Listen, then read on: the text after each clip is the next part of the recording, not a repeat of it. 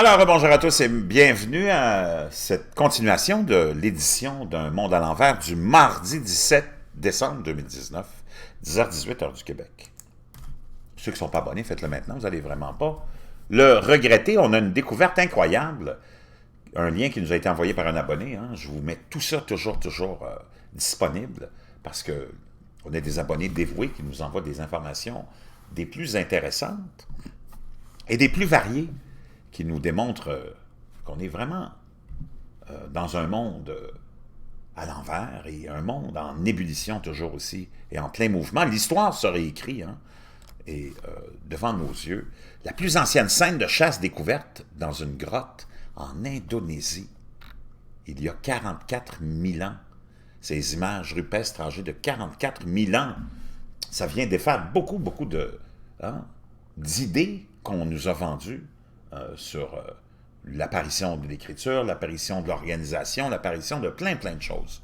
Représentant des créatures mi-humaines et mi-animales chassant des bêtes sauvages, des archéologues ont découvert des peintures rupestres âgées de 44 000 ans sur l'île indonésienne de Sulawesi, une véritable œuvre d'art à mi-chemin entre scène de chasse et représentation mythologique.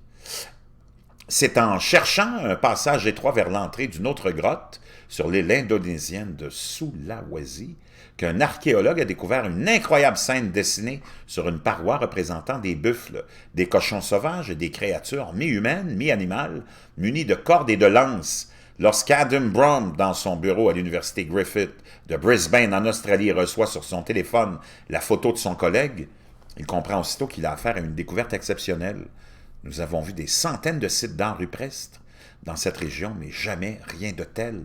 S'extasie l'archéologue dont l'équipe a décrit la découverte dans Nature le 11 décembre.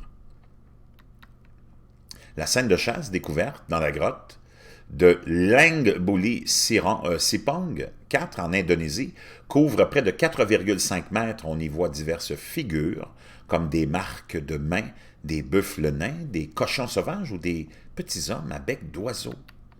Sur cette fresque de près de 4,5 mètres de long, située dans la grotte, on y distingue des cochons sauvages, comme je vous le disais, et toutes sortes de figures mi-animales, mi-humaines, connues sous le nom de therianthropes, suggèrent que les premiers hommes de Sulawesi avaient la capacité de concevoir des choses qui n'existent pas dans le monde réel, expliquent les chercheurs. Les therianthropes sont des représentations mi-humaines, mi-animales, comme ici, où l'on voit des hommes affublés de museaux, de becs et munis de cordes, de lances. Ce bestiaire surnaturel distingue cette fresque de tout ce que l'on peut rencontrer en Europe ou ailleurs. La plus ancienne représentation de ce type est une statuette d'ivoire de mammouth, vieille de 40 000 ans. La date fait toutefois l'objet de controverses trouvées en Allemagne. L'homme-lion de Hohenstein-Stadel. Mais le plus vieux therianthrope peint, un être humain à tête d'oiseau en train de chasser un bison, date de 17 000 ans et se trouve à Lascaux en France. Avec ses 44 000 ans, le tableau de chasse de la grotte de Langbulu Sipong 4 serait donc le plus vieil exemple d'art figuratif connu, estiment les chercheurs. On ignore la signification de ces curieuses créatures. Sont-elles issues d'un mythe ou d'une manifestation chamaniste? Représentent-elles de véritables hommes déguisés en oiseaux pour la chasse? Les chercheurs ont utilisé une méthode de datation utilisant le taux d'isotope des minéraux contenus dans la calcite dont la radioactivité décline avec le temps. Ils ont ainsi pu estimer la peinture du cochon ou d'un cochon à 43 900 ans.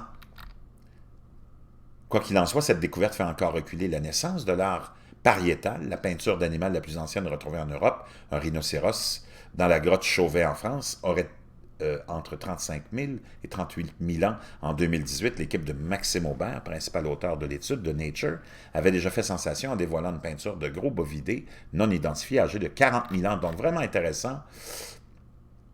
Je vais vous laisser ça dans la boîte de description.